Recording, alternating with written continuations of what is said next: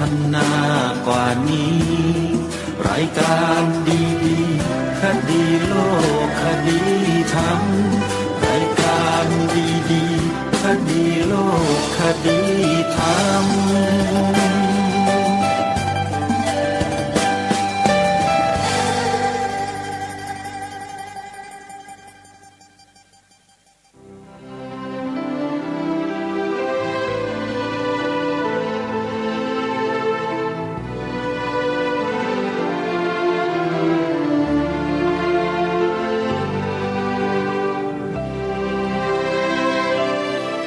ขอกราบถวายความนอบน้อมแด่พระรัตนตรัย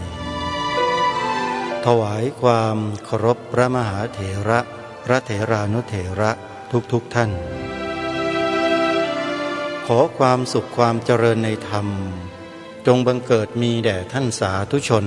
ที่กำลังติดตามรับฟังรายการจากสถานีวิทยุแห่งนี้ทุกท่านขอนำท่านผู้ฟังเข้าสู่รายการคดีโลกคดีธรรม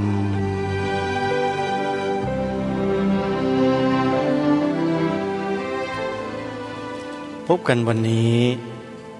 วันแรม3 ค่ำเดือนอ้ายวันนี้ตรงกับวันพุธที่22 ธันวาคมพระพุทธศักราช 2564 รายการคดีโลกคดีธรรมมาพบกับท่านผู้ฟังเป็นปกติทุกวันจันทร์ถึงวันศุกร์และวันเสาร์อาทิตย์ทางสถานีวิทยุแห่งนี้ท่านผู้ฟังสามารถดาวน์โหลดแอปพลิเคชันสมาพันธ์สื่อวิทยุพระพุทธศาสนาอาเซียนเพื่อติดตามรับฟังรายการนี้ได้ทุกวันแอปพลิเคชันดังกล่าวท่านยังสามารถเปิดรับฟังธรรมบรรยายของครูบาอาจารย์อีกเป็นจำนวนมากหลากหลายพร้อมด้วยรายการธรรมะสาระที่ดีๆอีกเป็นจำนวนมากซึ่งครูบาอาจารย์ของเราท่านได้รวบรวมแอปพลิเคชันนี้ไว้ให้พวกเราได้ติดตามรับฟังกันเป็นความสะดวกอีกรูปแบบหนึ่งในยุคปัจจุบันไม่ว่าจะรายการอะไรเนื้อหาแบบไหนก็จะใช้แอปพลิเคชันนี้แหละเป็นเครื่องมือสื่อสารเชื่อมสะพานบุญให้แก่พวกเราแบบง่ายๆเพราะฉะนั้นใครมีโทรศัพท์มือถือก็ดาวน์โหลดแอปพลิเคชันตัวนี้กันไว้นะโยมนะชื่อง่ายๆว่าสมาพันธ์สื่อวิทยุพระพุทธศาสนาอาเซียนวันนี้รายการคดีโลกคดีธรรมมีสาระให้พวกเราได้เรียนรู้ทำความเข้าใจในประเด็นที่สำคัญเช่นเคยเนื่องจากไม่กี่วันมาเนี้ยเผอิญไปเปิดคลิปวิดีโอใน YouTube เปิดดูเรื่องสงครามในประเทศลาวก็ปรากฏว่าไปเจอสงครามลับครั้งหนึ่งที่มีทหารไทยเราเนี่ยอาสาสมัครไปเป็นกองกำลังรบที่ประเทศลาวในระหว่างปีพระพุทธศักราช 2504 ถึง 2517 พอถึง 2517 สงครามนี้ก็ยุติลงเมื่อสงครามยุติลงประเทศลาวก็หมดสภาพของความเป็นประเทศที่มีสถาบันพระมหากษัตริย์หมดสภาพของประเทศที่มีพระพุทธศาสนาลงทันทีเพราะลัทธิคอมมิวนิสต์เข้าครอบงำประเทศลาวทั้งหมด ทำให้พระเจ้าพระสงฆ์แตกกระเจิงเจ้านายชั้นต่างๆวงต่างๆอยู่ในประเทศลาวไม่ได้ถูกทำลายล้างเกลี้ยงหมดนี่คือเหตุการณ์ที่เกิดขึ้นจริงประเทศเพื่อนบ้านพี่น้องของเราเมื่ออาตมาภาพได้ติดตามดูคลิปต่างๆของกองพันทหารนิรนามหน่วยทหารนิรนามที่ไปรบที่ประเทศลาวในระหว่างปี2504ถึง2517และได้ยินคำสัมภาษณ์ของนายทหารเหล่านั้นพูดถึงการออกไปเป็นจิตอาสาร่วมรบกับพี่น้องชาวลาวที่รักชาติบ้านเมืองรักสถาบันพระพุทธศาสนาและรักสถาบันพระมหากษัตริย์แล้วเนี่ยทำให้อาตมาภาพมานึกถึงประเทศไทยของเราว่าประเทศไทยของเรานั้นก็เป็นหนึ่งในเป้าหมายของการล้มล้างสถาบันพระมหากษัตริย์มาช้านานแล้วแต่ที่ประเทศไทยเรายังคงสถาบันพระมหากษัตริย์มาได้จนถึงวันนี้ก็เพราะคนไทยเรานั้นมีความรักสามัคคีกันเป็นน้ำหนึ่งใจเดียวกันมาโดยตลอดและประเทศไทยเรามีหลักสูตรวิชาศิลธรรมวิชาหน้าที่พลเมืองวิชาประวัติศาสตร์ชาติไทยให้ลูกให้หลานไทยเราได้ศึกษาเล่าเรียนเพื่อรักษาความเป็นไทยมาโดยตลอดจึงทำให้ประเทศไทยเราเป็นเอกราชนครไม่ตกเป็นเมืองขึ้นของพวกลัทธิใดๆได้นี่คือความเป็นมาของความเป็นไทยของเราที่ทางรายการย้ำนักย้ำหนามาโดยตลอดว่าถ้าพวกเราคนไทยไม่ร่วมแรงร่วมใจกันรักษาความเป็นไทยไว้เนี่ยสักวันหนึ่งความเป็นไทยก็จะสูญสิ้นไปจากผืนแผ่นดินนี้แล้วมันก็จะเหลือแต่ความเป็นทาสโดยประการทั้งปวงนั่นหมายความว่าไทยก็จะไม่แตกต่างจากประเทศลาวที่เคยเกิดขึ้นมาแล้วนี่คือความจริงและเป็นเรื่องจริงๆที่เกิดขึ้นซึ่งอาตมาภาพเองก็ไม่คิดมาก่อนว่าจะได้ไปเจอคลิปเหล่านี้เมื่อไปเจอแล้วก็เลยดูตลอด3 วัน4 วันดูเรื่อยมาจนกระทั่งหมดไม่ว่าคลิปใครพูดถึงใครนำไปเผยแพร่จะดูแนวความคิดของคนเหล่านั้นหมดแต่ที่สำคัญประการหนึ่งก็คือว่าสิ่งที่เกิดขึ้นนั้นเหตุการณ์ที่เกิดขึ้นนั้นเนี่ยมันมาเชื่อมโยงกับคลิปหนึ่งที่รายการคดีโลกคดีธรรมเคยนำมาเปิดเผยแพร่ให้พวกเราในรายการได้ฟังกันจำได้หรือไม่คลิปนั้นได้กล่าวถึงความล่มสลายของประเทศลาวล่มสลายแบบไม่เป็นท่าเลยมีการทำลายล้างความเป็นประเทศลาว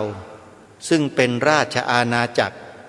แบบค่อยๆกลืนค่อยๆเป็นค่อยๆไปโดยอาศัยลัทธิประชาธิปไตยนี่แหละ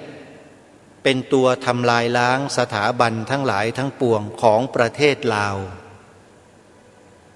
แต่พออาตมาภาพนำมาเปิดออกอากาศแปลว่ามีคนไทยจำนวนหนึ่งบอกว่าอย่าเปิดเลยมันไม่ดีมันไม่ได้สร้างสรรค์ไม่เห็นจำเป็นต้องเปิดเลยเรื่องมันผ่านมาแล้วเปิดทำไมมีคนไทยประเภทนี้อยู่ที่รายการคดีโลกคดีธรรมนำมาเปิดเพื่อต้องการให้คนไทยเราทุกหมู่เหล่าได้เรียนรู้ประสบการณ์จริงที่ผู้บอกเล่านี้มาเล่าให้ฟังเพื่อเราจะได้รู้เท่าเอาไว้กันรู้ทันเอาไว้แก้นี่ก็เรียกว่าความเฉลียวฉลาดเราจะได้ไม่โง่งมงายตกเป็นทาสทางความคิดของใครที่หลอกลวงพวกเรากันอยู่ ตั้งแต่อดีตมาจนกระทั่งถึงปัจจุบัน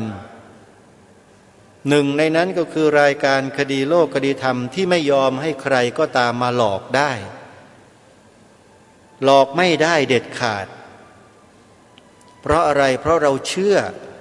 ในความมั่นคงที่มีอยู่ในหัวใจของเรามาโดยตลอดว่าเราคือลูกหลานบรรพบุรุษไทยแท้ๆใจเราไม่เคยตกเป็นทาสของสิ่งใดๆเลย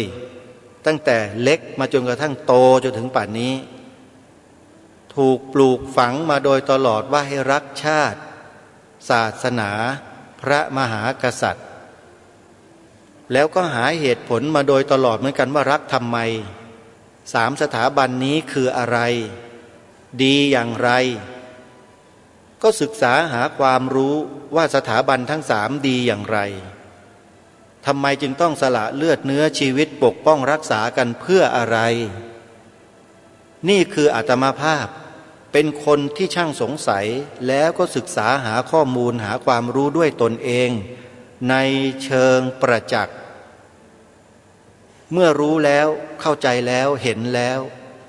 ก็นำมาเผยแพร่นำมาบอกให้พวกเราเนี่ยได้ร่วมแรงร่วมใจกันปกปักรักษาไว้ให้ต่อเนื่องเยี่ยงบรรพบุรุษไทยของเราอาตมาภาพไม่ได้มาปลุกปั่นไม่ได้มาปลุกระดมแต่มาเตือนสติพวกเราในฐานะที่เป็นลูกหลานไทยถ้าปลุกปั่นหมายถึงคนอื่นจากประเทศอื่นจากศาสนาอื่นจากชาติอื่นมาพูดแบบนี้เขาเรียกว่าปลุกปั่นคนในประเทศนี้แต่อาตมาภาพไม่ใช่คนต่างชาติไม่ใช่คนต่างศาสนาและก็ไม่ใช่คนที่ไม่ได้นับถือสถาบันพระมหากษัตริย์อาตมาคือคนไทยคือลูกหลานไทยมาปลุกจิตสำนึกของคนไทยด้วยกันให้ตื่นรู้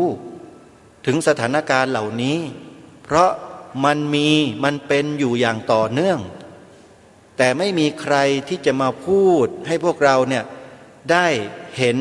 ภาพเหล่านี้ชัดเจนแล้วก็ไม่ฟันธงกันสักทีหนึ่งมัวแต่แทงกั๊กกันอยู่มางุมมางาหรากันอยู่จดจ้องไม่เอาจริงกันสักทีหนึ่งจนกระทั่งพวกลัทธิอุบาททั้งหลายเนี่ยมันขึ้นมาครองบ้านครองเมืองในลักษณะของครองสื่อทั้งหลายทั้งปวงถูกครอบถูกครองอยู่ทุกวันนี้ท่านทราบไหมและมันก็ล้างสมองลูกหลานเยาวชนคนไทยเราทั้งบ้านทั้งเมืองอยู่ทุกวี่ทุกวันนำแต่สิ่งไร้สาระเนื้อหาที่ไม่เป็นประโยชน์ทำให้พวกเราอ่อนแอกันทั้งนั้นเลยมาเผยแพร่อยู่ตลอด24 ชั่วโมงมีจำนวนเยอะเหลือเกินแล้วพอพวกเราเสพสิ่งเหล่านี้ทุกวันเข้ามันก็เต็มหัวเต็มสมองหมดถูกครอบงำหมด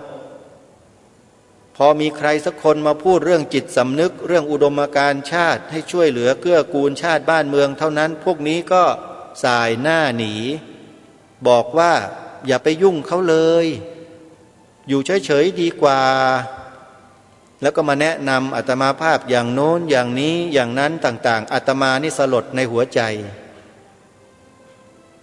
แทบไม่น่าเชื่อเลยว่าคนไทยเราเป็นกันได้ถึงขนาดนี้เชียวหรือเพราะฉะนั้นใครที่กลัวว่าอาตมาภาพเวลาพูดไปท้าทายกองทัพท้าทายทหารในเรื่องที่พูดนะในรายการเนี่ยแล้วกลัวว่าเขาจะอย่างนั้นโยมไม่ต้องกลัวหรอกโยมกลัวอย่างเดียวว่ากลัวตัวเองจะเป็นทาสเขาดีกว่าอย่ามากลัวอาตมาภาพเลยว่าจะเป็นอะไรอันนี้เตือนในฐานะคนไทยด้วยกันนะอาตมาภาพบอกแล้วเป็นคนที่ชอบซอกแซกศึกษาหาข้อมูลในเชิงประจักษ์เรียนรู้มันทุกสิ่งทุกอย่างที่เป็นปรากฏการณ์อยู่ในชาติบ้านเมืองของเราแล้วถ้ามันเกี่ยวข้องเกี่ยวเนื่องกันอย่างประเทศเพื่อนบ้านประเทศลาวเนี่ยซึ่งเป็นกันชนให้แก่เราในสมัยนั้นโดยมีทหารไทยเราลาออกจากราชการเป็นพลเรือนแล้วก็อาสาสมัครไปเป็นหน่วยทหารสู้รบกับคอมมิวนิสต์ในยุคนั้นเพื่อปกป้องสถาบันชาติสถาบันพระพุทธศาสนาและสถาบันพระมหากษัตริย์ให้แก่พวกเราเนี่ยอาตมาภาพก็ต้องศึกษาให้ถึงที่สุดถ้าเจอคนเหล่านี้ก็จะไปนั่งคุยกับเขา คุยมันแบบลึกๆทุกสิ่งทุกอย่างให้มันรู้กันไปเลยว่ามันคืออะไรแน่ คนเหล่านี้เสียสละชีวิตเพื่อพวกเรากันรุ่นล่าสุดอันนี้ต้องขอบอกเลยนะเป็นรุ่นล่าสุดเป็นทหารอาสาที่สละชีวิตเพื่อชาติบ้านเมืองรุ่นล่าสุดที่เราสัมผัสได้ในขณะที่เรายังมีชีวิตเขาเหล่านี้ก็ยังมีชีวิตอยู่หน่วยรบทหารนิรนาม333อาตมาภาพขอเชิดชูวีรกรรมของพวกท่านขอบอกนะว่าที่พูดเนี่ยไม่ใช่อยากจะดังไม่ใช่ว่าอยากจะมีชื่อเสียงอยากจะอะไรไม่ใช่แต่เป็นห่วงประเทศชาติห่วงพระพุทธศาสนาห่วงสถาบันพระมหากษัตริย์จึงต้องมาพูดในเรื่องเหล่านี้ให้พวกเราได้เกิดสำนึกร่วมกันไม่ให้ตกเป็นเหยื่อของฝ่ายศัตรูที่พยายามทำลายล้างแนวความคิดของพวกเราแนวความคิดของพวกเราคนไทยก็คือเราทำหน้าที่เพื่อปกป้องสถาบันสูงสุดของชาติทั้งสามเดี๋ยวนี้มีส่งเสริมมีการปลูกฝังกันอย่างจริงจังเหมือนดังแต่ก่อนไหมนอกจากมีน้อยลงแล้วยังมีกระแสทำลายสถาบันอยู่เนืองๆอีกด้วยใช่ไหมแล้วทุกท่านเคยคิดไหมว่ามันเกิดขึ้นมาได้ยังไงเคยคิดไหมเคยคิดไหมว่าประเทศไทยมันเดินมาถึงจุดนี้ได้ยังไงเคยคิดกันไหมสำหรับอาตมาภาพคิดมาโดยตลอดวิเคราะห์มาโดยตลอดว่ามันเกิดมาจากอะไรแล้วก็ศึกษาเรียนรู้ฟังครูบาอาจารย์หลายๆท่านพูดไม่ว่าจะเป็นหลวงพ่อพุทธทาสพระอาจารย์สมภพมาล่าสุดที่เปิดให้พวกเราฟังกันทุกวันคือพระอาจารย์มหาสมท่านพูดทิ้งเอาไว้ในอดีตเนี่ยตามเก็บมาฟังจนหมดแล้วก็มาเจอเนี่ยหน่วยทหารอาสาหรือหน่วยทหารนิรนาม333นี่แหละอะไรมันก็เลยมาชัดเจนตรงนี้ว่าอ๋อที่มันเกิดเหตุการณ์หน่วยทหารลับขึ้นในประเทศลาวไปสู้รบอยู่เนี่ยที่เขาปกปิดกันชั้นความลับ30 ปีแล้วเพิ่งมาเปิดเผยเมื่อ40 ปีเนี่ยมันคืออะไรเพิ่งจะรู้ฮะพอรู้แล้วทีนี้ก็ชัดเจนฮะสำหรับสิ่งที่รายการคดีโลกคดีธรรมทำมาโดยตลอดเนี่ยคือทำถูกแล้วไงถูกกับสิ่งที่เป็นอยู่นั้นจริงๆนี่คือสิ่งที่อยากจะบอกพวกเราทั้งหลายทั้งปวงทั้งพระทั้งโยมเลยไม่ว่าจะอยู่ระดับไหนก็ตามถ้าเราไม่จับมือกันให้เหนียวแน่นมั่นคงไม่สามัคคีกันมาสักวันหนึ่งนะท่านจะเพรี่ยงพล้ำจนกระทั่งไม่มีอะไรจะเหลือแล้วท่านอย่าหวังนะว่าการทำกิจกรรมทางพระพุทธศาสนาที่วัดวาอารามต่างๆทำกันอยู่เดินธุดงค์ปฏิบัติธรรมประจำปีปริวาสกรรมตักบาตรเทโวตักบาตรประจำปีประจำเดือนอะไรทั้งหลายทั้งปวงท่านอย่าคิดว่าท่านจะทำได้นะในอนาคตเนี่ยท่านจะต้องถูกคำสั่งบางอย่างระงับนะแล้วก็ยกเลิกเลยนะนี่แหละจึงบอกพวกเราว่าอย่าประมาทไงให้เราช่วยกันทำอะไรไม่ได้ก็นี่ไงล่ะ3 ข้อที่แนะนำเนี่ยทำกันหรือเปล่าปลูกฝังลูกหลานเราสิรุ่นต่อไปรุ่นใหม่ๆเนี่ยให้เขามีเชื้อเหล่านี้เอาไว้ทิ้งไว้เลยทำทิ้งไว้เลยเนี่ยยังมีลมหายใจอยู่เนี่ยทำไปเถอะไม่ใช่พูดแต่ธรรมะจะไปนิพพานกันอย่างเดียวไปกันได้จริงเหรออาตมาดูหน้าดูตาแล้วไปกันไม่ได้สักคนนึงไม่ได้ห้ามหรอกว่าไม่ให้สอนธรรมะไม่เคยห้ามเลยฮะแต่เสริมสิ่งนี้เข้าไปสักหน่อยได้ไหมเวลาพูดออกอากาศซึ่งเป็นเครื่องมือที่ดีที่สุดที่คนฟังอยู่จำนวนมากเนี่ยให้พูดคำเนี้ยคุณใช้เทคนิควิธีการอย่างไรก็ได้คุณพูดเนี่ยไม่เชื่อหรอกว่าทุกคนทำไม่ได้เป็นนักจัดรายการนี่ทำไม่ได้เนี่ยเพียงแค่คำว่าพระพุทธศาสนาเป็นศาสนาประจำชาติไทยของเราแค่เนี้ยประยุกต์ไปในรายการกันไม่ได้เลยสอนให้คนได้รู้จักพูดคำนี้กันให้เคยชินเนี่ยทำกันไม่ได้เลยนี่แหละเพราะเราไม่ช่วยกันนี่ไงฮะและสุดท้ายก็เดี๋ยวพวกก็ตอกลิ่มสิฮะ ตอกลิ่มอยู่ทุกวันทุกวันนะไอ้พวกศัตรูเราเนี่ยมันตอกลิ่มพวกเราอยู่นะมันจะให้เราแตกแยกกันอยู่ตลอดนะท่านเชื่อสิมันอยู่ในคราบของข้าราชการอยู่ในคราบของพลเรือนอยู่ในคราบของนักวิชาการอยู่ในคราบของนักบวชก็มีมันแทรกซึมไปหมดแหละแล้วมันแพ้ภัยอย่างเดียวคือภัยสิ่งที่เราทำก็คือความจริงมันแพ้เพราะคนพวกนี้มันจะสอดแทรกความจอมปลอมใส่ไปในสมองคนไทยอยู่ตลอดเวลาไม่ว่าจะเป็นวาทกรรมต่างๆเช่นศาสนาทุกศาสนาสอนให้คนเป็นคนดีเหมือนกันแล้วมันก็ตั้งศาสนสัมพงศ์ศาสนสัมพันธ์ศาสนสัมภายอะไรไม่แหละขึ้นมาแล้วก็นิมนต์พระไปนั่งคู่กับมันพวกเราก็หลงกลกันอยู่ตลอดเวลาเชื่อกันนิยมชมชอบจนกลายเป็นวัฒนธรรมไปเห็นไหมเรียบร้อยสองอย่าไปรณรงค์อย่าไปเรียกร้องเรื่องศาสนาประจำชาติเขียนไว้บัญญัติไว้ในรัฐธรรมนูญเลยมันเป็นการสร้างความแตกแยกนี่ก็เป็นอีกวาทกรรมหนึ่งที่ทำให้คนไทยเรานั้นหลงทิศหลงทางเชื่อและสุดท้ายก็กลายเป็นขี้ข้าเป็นทาสรับใช้แนวความคิดของเขาไปหลงเชื่อเขาไงเห็นไหมแล้วก็มีอีกหลายๆวาทกรรมที่เกิดขึ้นในสังคมไทยของเราทางรายการย้ำมาโดยตลอดว่าอย่าไปหลงเชื่อขอให้ยืนหยัดตามแนวพระราชดำริขององค์บูรพมหากษัตริย์ไทยของเราไว้รายการคดีโลกคดีธรรมอัญเชิญมาใส่เกล้าใส่กระหม่อมให้แล้วพวกเราก็ไม่รับกันจะต้องให้บอกกันตรงๆหรือยังไงว่าสิ่งที่ให้ทำเนี่ยเป็นแนวพระราชดำริขององค์พระมหากษัตริย์จะให้พูดอยู่ทุกวันทุกวันทำไมล่ะแค่นี้ก็เพียงพอแล้วสำหรับความรู้และความเข้าใจของพวกเราทุกท่านทุกคนที่เป็นครูเป็นอาจารย์ทั้งหลายที่สอนญาติโยมกันอยู่ทุกวันนี้ก็น่าจะเข้าใจกันแบบง่ายๆแต่รู้สึกว่าไม่รู้มีอะไรมาบังแนวความคิดของพวกท่านอยู่จึงไม่ยอมรับสิ่งเหล่านี้ของพระองค์ท่านเสียทีก็แปลกนะรายการนี้ก็ต้องพูดอยู่อย่างนี้แหละจนกว่าท่านจะมีความรู้สึกตัวกันนะจนกว่าจะมีความรู้สึกตัวกันทุกวันท่านหลงอะไรกันอยู่ท่านต้องพิจารณาตัวท่านเองดูด้วยนะไม่ได้ว่านะฮะให้พิจารณารายการนี้บอกแล้วว่าให้พิจารณาในสิ่งที่นำเสนอในรายการนี้ไม่ใช่รายการปลุกปั่นไม่ใช่รายการปลุกระดมอาตมาไม่ใช่ชาวต่างชาติไม่ใช่ชาวต่างศาสนาเป็นคนไทยปลุกจิตสำนึกให้คนไทยตื่นรู้ไม่ใช่ปลุกระดมการปลุกระดมคือการปลุกขึ้นมาต่อต้านประเทศตัวเองแต่สิ่งนี้ไม่ใช่ต่อต้านประเทศตัวเองแต่ให้ทำรงไว้ซึ่งความเป็นชาติของตัวเองปลุกปั่นที่ไหนแบบนี้ไม่ใช่อาตมาภาพ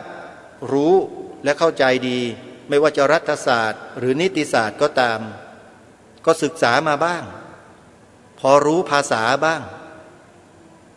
เพราะฉะนั้นท่านสาธุชนผู้ฟังทุกท่านใครที่ตั้งแง่กับรายการคดีโลกคดีธรรมไว้หลายๆอย่างหลายๆประการเนี่ยให้ท่านพิจารณาตัวท่านเองด้วยนะพิจารณาให้ลึกๆนะฮะว่าท่านกำลังตกเป็นทาสใครหรือเปล่าฝากไว้จริงๆนะท่านคนเดี๋ยวนี้นะจะบอกไว้เลยนะโบราณเขาเตือนพวกเรามาโดยตลอดนะหน้าเนื้อ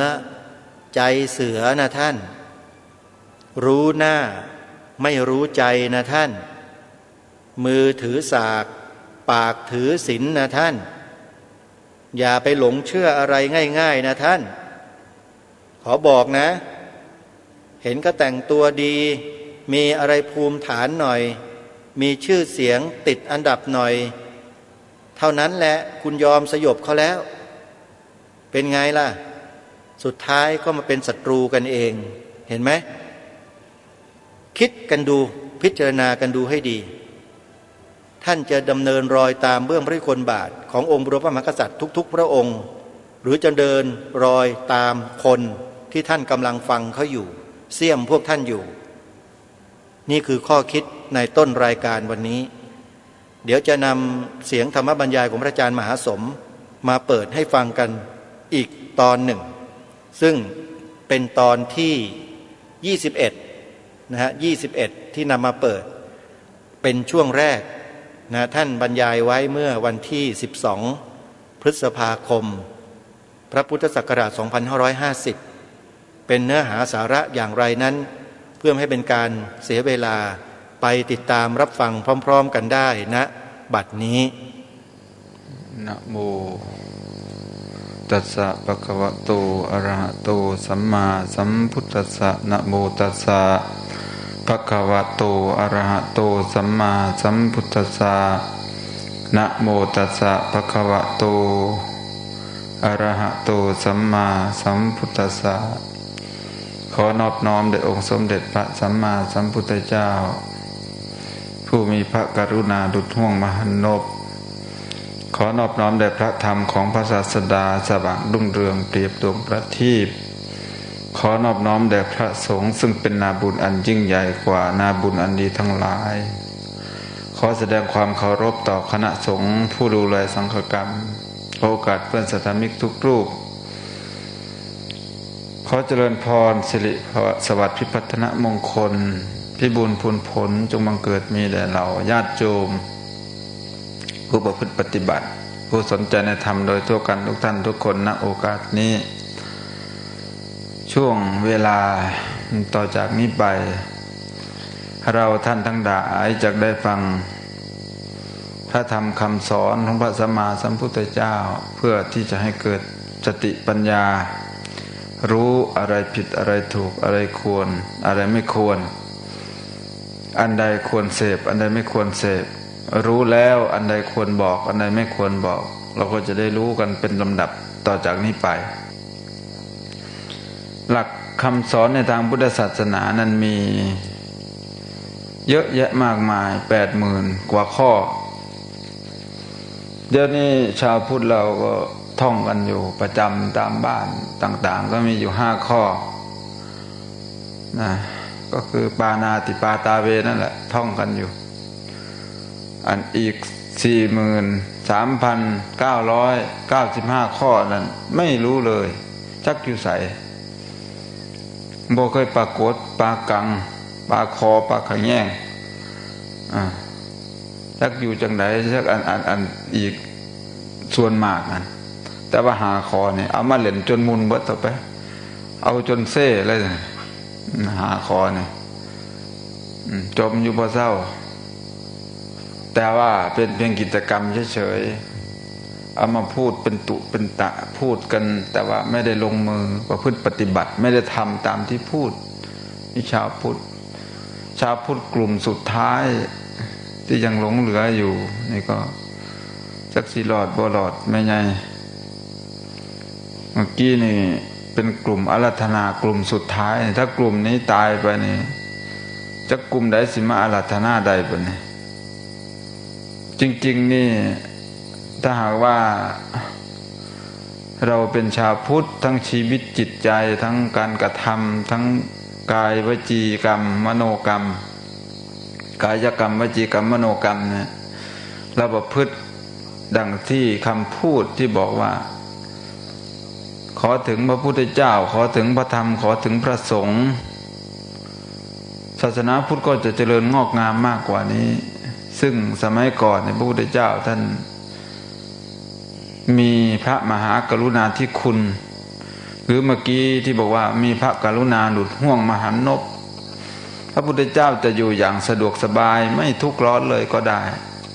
พระองค์จะเป็นพระเจ้าจักรพรรดิอยู่แล้วหมอดูตั้ง108 คนยกมือขึ้นนิ้วเดียวมีเพียงคนเดียวเท่านั้นว่าพระพุทธเจ้าต้องได้ตรัสรู้อนุตตรสัมมาสัมโพธิญาณแต่หมอดูอีกกลุ่มหนึ่งนั้นบอกว่าถ้ามีคำว่า if ก็คือถ้าอยู่ครองเรือนจะได้เป็นพระเจ้าจักรพรรดิแต่ถ้าออกบวชจะได้ตรัสรู้อนุตตรสัมมาสัมโพธิญาณคือไม่มีหมอดูคนใดฟันธงส่วนมากมีอยู่คนเดียวที่ยกมือขึ้น หลังจากพยากรณ์หรือหลังจากดูแล้วก็ร้องไห้เสียดายว่าตนเองนี่มีอายุมากที่จะได้ยินได้ฟังหลักธรรมคำสอนของพระองค์ก็คืออัญญาโกณฑัญญะก็มีหมอดูในสมัยนี้เอาเหตุการณ์ตรงนั้นมาอ้างหากินกันอยู่ว่าถ้าไม่เชื่อเรื่องหมอดูก็น่าจะรู้พุทธประวัตินะว่าอย่างนั้นมีการเตะเข้าโกตนเองอีกเหตุการณ์อันนี้เกิดเมื่อกระทั่งธรรมทูตนะครับธรรมทูตสายต่างประเทศ ไปเถียงกันอยู่แคมป์สน2 รูปหนึ่งก็มุ่งหน้าคำสอนพระพุทธเจ้าอย่างเดียวผมไม่เชื่อพระพุทธเจ้าคนเดียวผมไม่เชื่อหมอดูว่าอย่างนั้นอีกองค์หนึ่งก็อย่างที่ผมอ้างเมื่อกี้นี่แหละท่านก็อ้างเอาถ้าท่านไม่เชื่อท่านจำพุทธประวัติได้ไหมขนาดพระพุทธเจ้ายังถูกพยากรณ์เลย ว่าจะได้เป็นอย่างนั้นเป็นอย่างนี้ว่าจะได้ออกบวชอย่างนั้นอย่างนี้องค์นั้นแพ้ไว้องค์ข้อมูลน้อยองค์นั้นจริงๆแล้วพระพุทธเจ้าท่านจะมาเป็นพระพุทธเจ้าเนี่ยไม่ได้มาเป็นเอาเพราะอัญญาโกณฑัญญะเป็นผู้ดูหรือว่าใครเป็นผู้ดูดอกท่านตั้งใจมาตั้งแต่20 อสงไขยตั้งใจอยู่9 อสงไขยเปล่งวาจาอยู่7 อสงไขยแล้วก็มาทำประพฤติปฏิบัติติดต่อกันอีก4 อสงไขยรวมแล้วเป็น20 อสงไขยนั่นนะก่อนจะได้เป็นพระพุทธเจ้ายิ่งใหญ่ยาวนานขนาดนั้นโครงการสร้างสนามบินหนองงูเห่าว่านานแล้วนี่ยังไม่เทียบเท่านะโครงการต่อเนื่องที่เธอก็ลองเทอมนี่ของอเมริกาเนี่ยยังเทียบเท่าไม่ได้เพราะอเมริกาใช้เขาเรียกลองเทอมนั่น50 ปีเท่านั้นยังไม่ถึงชั่วอายุคนด้วยซ้ำไปแต่ของพระพุทธเจ้านี่วางแผนมา20 อสงไขยเมืองไทยเราเพิ่งใช้แผนพัฒนาเศรษฐกิจและสังคมแห่งชาติเมื่อปี2504 5 ปีมาตลอดแผนพวกนี้นี่เป็นแผนที่เอาความโลภความโกรธความหลงมาบริหารตั้งแต่แผน5แผน6ก็ล้มเหลวมาตลอดแล้วก็เน้นไปทางการสร้างวัตถุแต่พอเริ่มมาแผน7ทีนี้เขาก็โจมตีมากก็เลยเริ่มมีคำว่าเริ่มพัฒนาบุคลากรพัฒนาบุคคลเรื่อยๆมาก็มาแผนปัจจุบันนี้ก็บอกว่าต้องพัฒนาบุคคลพัฒนาองค์กรพัฒนาบุคคลจึงมีวิชาว่าด้วยการบริหารทรัพยากรมนุษย์ขึ้นมาวิชานี้เพิ่งเกิดมาทีหลังนะพระพุทธเจ้านี่ท่านมีวิชาบริหารทรัพยากรมนุษย์มา20 อสงไขยเริ่มจากที่พระองค์เองก่อนทรงตรัสรู้ชอบได้โดยพระองค์เองแล้วสอนโลกนี้พร้อมทั้งเทวดามารพรหมและหมู่สัตว์พร้อมทั้งสมณพราหมณ์พร้อมทั้งเทวดาและมนุษย์ให้รู้ตามเนี่ยนั่นคือวิชาบริหารด้านทรัพยากรมนุษย์ของพระสัมมาสัมพุทธเจ้าครอบคลุมทั้งโลกจึงเรียกว่าโลกานุกัมปายะไม่ใช่มีไว้เพื่อประเทศใดประเทศหนึ่งแต่พระองค์ไม่ได้เลือกที่รักไม่ได้ผลักที่ชังทรงสอนทุกคนเทียมเท่าเสมอเหมือนกันทรงมีเมตตาต่อบุคคลนั้นๆเหมือนกันสัพพัทธะสัมมานาโซโจเรอังคุลิมาลเกธนะปาเลราหุเลจะไม่ว่าจะเป็นนายช้างนาลาเคลิงก็ตามในนายขมังธนูก็ตามในองคุลิมานก็ตามในราหุลก็ตามเทวทัตเตในพระเทวทัตก็ตามคนเหล่านี้บางคนปองร้ายเอาชีวิตพระพุทธเจ้าขณะที่ราหุลก็เป็นโอรสในสมัยที่พระพุทธเจ้ายังเป็นพระชายสิทธัตถะอยู่แต่ว่าพระองค์ไม่ได้มีความรักพระเทวทัตกับราหุลนี่เกินกันเลยมีความรักเท่ากันทั้งที่คน2 คนนี่คนหนึ่งพยายามจะฆ่าพระพุทธเจ้ามาตลอดตรงนี้จึงเรียกว่าเป็นโลกานุกัมปายะ ทีนี้เมื่อตรัสรู้มาแล้วทำแต่ละหมวดพระพุทธเจ้าก็ทรงจัดหมวดหมู่ได้จัดหมวดหมู่ว่าหมวดไหนจะสอนสังคมหมวดไหนจะสอนส่วนตัวหมวดไหนจะสอนให้ทำอะไรเวลาไหนที่นี่บทเฉพาะการในการสอนพระพุทธเจ้าเนี่ยมันไม่ใช่คาบเกี่ยวเฉพาะในชาตินี้เท่านั้นการประพฤติการปฏิบัติของเรามันคาบเกี่ยวมาไม่รู้กี่ภพกี่ชาติดังนั้นบางคนเนี่ยจึงมีภพอุปสรรคเยอะแยะมากมายขณะที่เกิดขึ้นมาเป็นคนไม่ว่าจะเป็นการเล่าเรียนการที่จะดำเนินชีวิตให้ตลอดปลอดภัยจึงบอกว่ากิจฉังมัจจานะชีวิตังแม้แต่เกิดขึ้นมาแล้วเป็นคนในการที่จะดำเนินชีวิตให้ไปโดยไม่มีความทุกข์ไม่มีโรคไม่มีภัยนี่มันเป็นสิ่งยากนั่นน่ะก็เพราะว่านั่นคือบทเฉพาะการในการสอนพระพุทธเจ้ามันคาบเกี่ยวในวัฏสงสารเวลาที่พระโมคคัลลานะเป็นพระอรหันต์แล้วถูกฆ่าถูกโจรล้อมฆ่า3 ครั้งท่านก็เหาะขึ้นไปข้างบนแล้วก็ทำลายช่อฟ้าแล้วก็หนีไปศักยภาพของท่านความสามารถของท่านสามารถที่จะเหาะหนีไปที่ไหนเวลาไหนยังไงก็ได้ไม่มีใครจะทำอันตรายท่านได้พอครั้งที่4ท่านมาระลึกถึงไอ้บทเฉพาะการที่ว่าโอ้ยเราเนี่ยมันมีเวรมีกรรมเคยฆ่าพ่อฆ่าแม่มาท่านก็เลยยอมให้เขาฆ่าโจรก็เลยมาล้อมฆ่าบางท่านอาจจะไม่เข้าใจ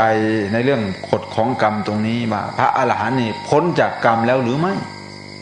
เนี่ยเห็นไหมความลึกซึ้งในด้านของธรรมะจริงๆแล้วพระอรหันต์นั้นท่านพ้นจากกรรมส่วนตัวแล้วแต่ว่ากรรมในระดับสังคมนี่ไม่มีมนุษย์หน้าไหนพ้นได้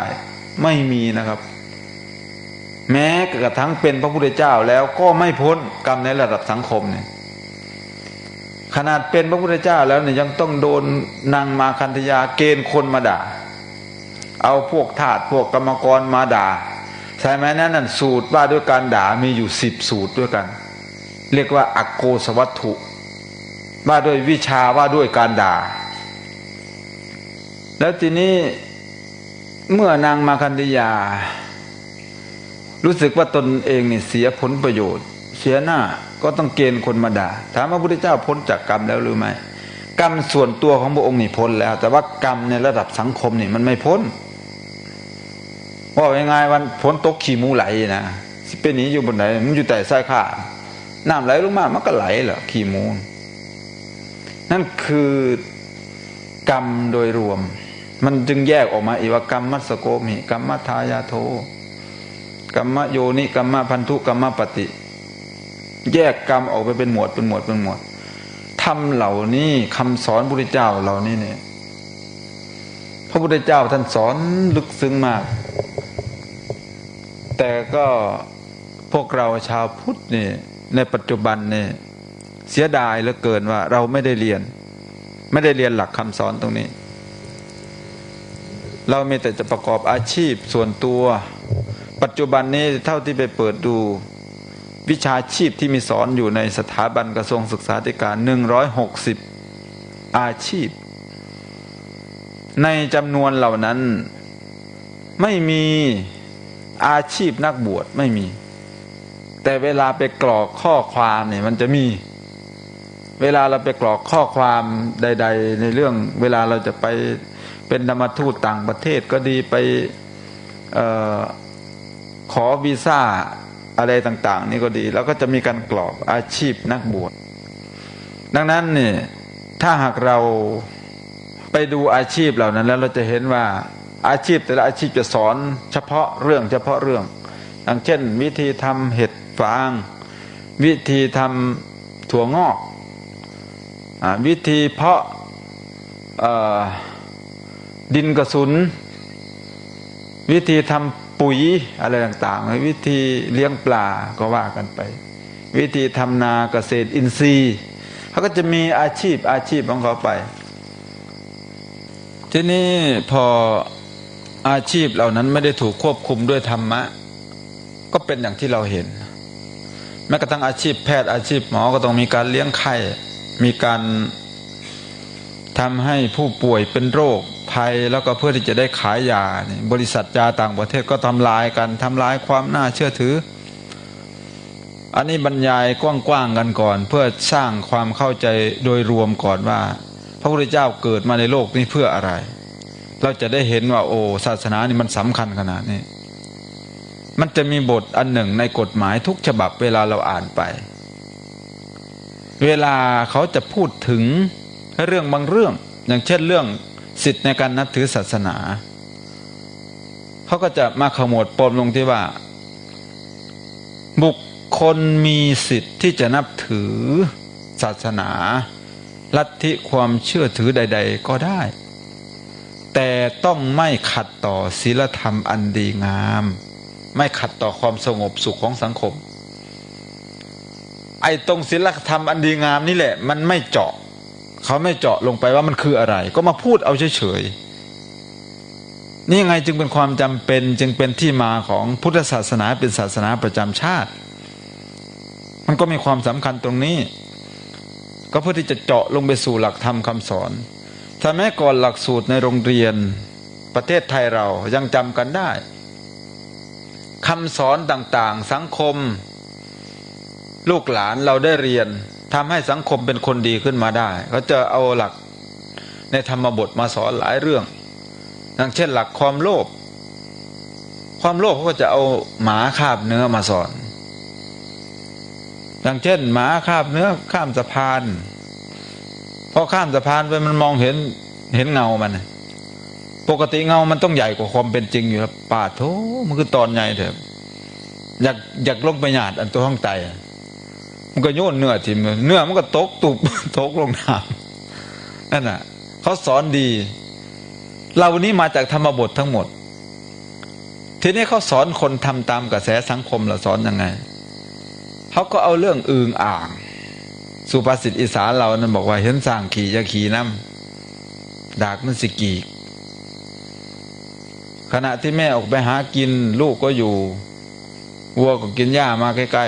ๆเวลาลูกกลับมาเวลาแม่กลับมาลูกก็เลยบอกแม่ว่าแม่เมื่อกี้ไม่รู้ตัวอะไรมาเดินมาแถวนี้เป็นยังไงลูกตัวใหญ่มากใหญ่แค่ไหนhow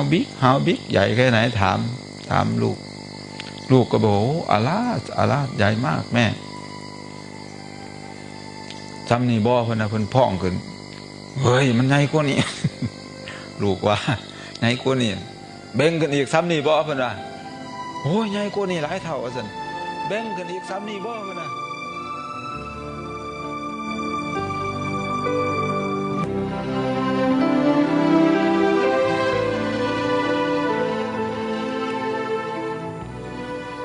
แหม่เสียดายท่านผู้ฟัง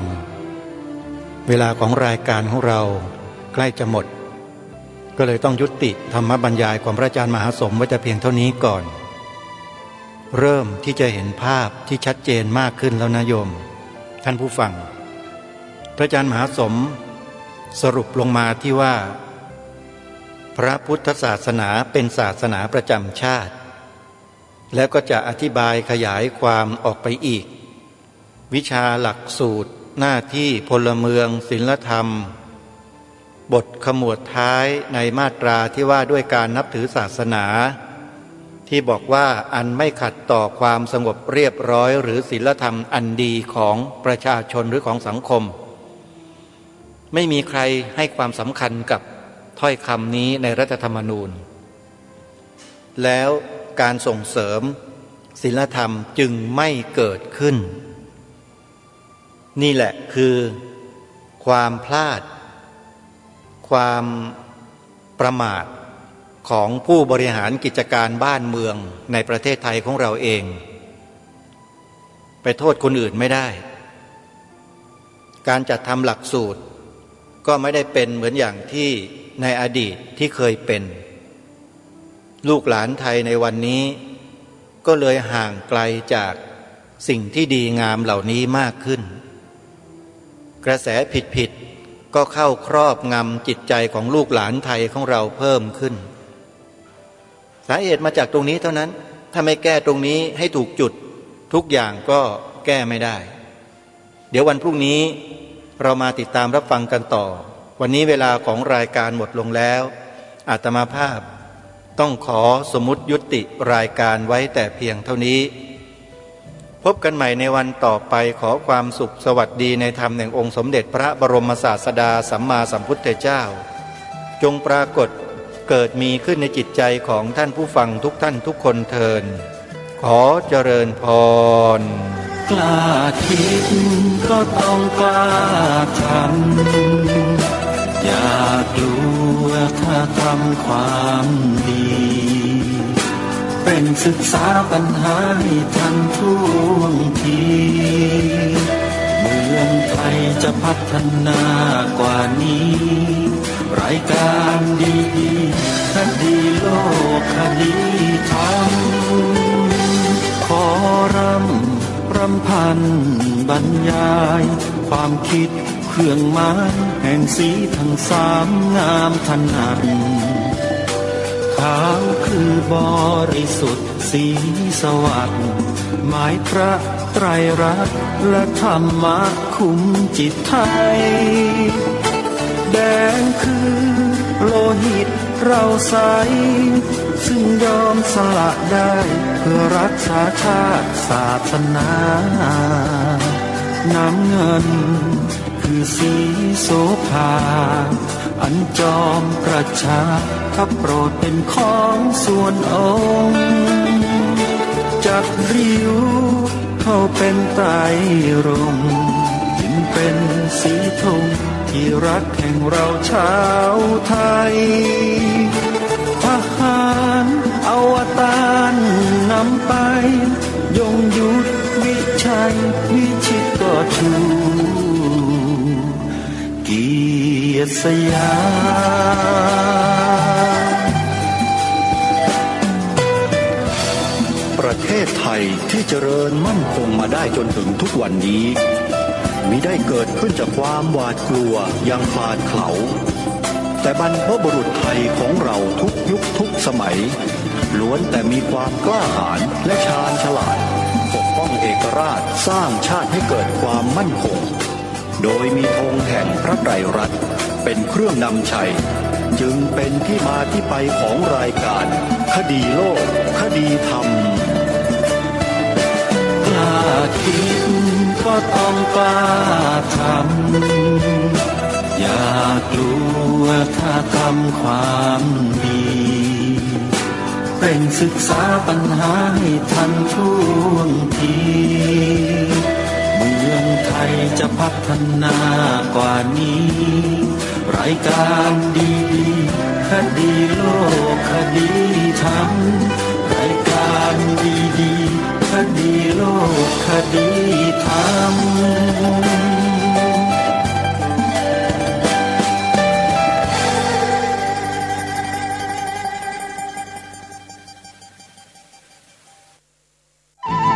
ที่จบไปแล้วนั้นเป็นรายการคดีโลกคดีธรรมดำเนินรายการโดยพระครูปลัดณรงค์ฤทธิ์นมัสการเจ้าค่ะวิกฤตโควิด -19 จะมีหลักธรรมใดช่วยได้บ้างไหมเจ้าคะเจริญพรสมัยพุทธกาลเกิดเหตุโรคระบาดในเมืองไวสาลีพระพุทธเจ้าให้คณะสงฆ์สวดพระพุทธมนต์เพื่อความเป็นสิริมงคลของบ้านเมืองและให้ประชาชนมีสติเกิดปัญญารอดพ้นจากภัยพิบัติได้สถานการณ์นี้ทุกคนตระหนักแต่อย่าตื่นตระหนกคนไทยต้องมีสติเพื่อฝ่าวิกฤตโควิด -19 ไปด้วยกัน